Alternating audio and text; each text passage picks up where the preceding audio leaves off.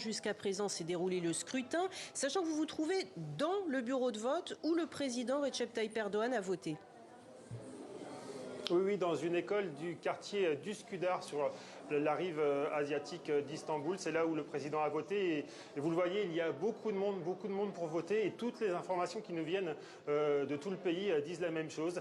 Il y a du monde dans les bureaux de vote, même dans les villes sinistrées par les séismes du mois de février. La participation est forte et ce n'est pas si étonnant, puisqu'en Turquie, théoriquement, voter est obligatoire. À chaque élection, vous avez un taux de participation supérieur à 80%. Alors les bureaux de vote ferment à 17h, dans 2 heures maintenant, et les premiers résultats pourraient être donnés à partir de 19h, 20h.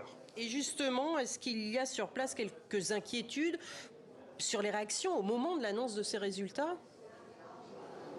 Alors pour le moment, dans les bureaux de vote, l'ambiance est détendue, voire enthousiaste, mais on s'attend en effet à ce que la tension monte d'un cran dans la soirée. Vous savez, Kemal Kılıçdaroğlu, pour la première fois, un candidat de l'opposition est donné favori par les sondages. Alors ce n'est que les sondages, mais ses partisans espèrent même une victoire dès ce soir, dès le premier tour.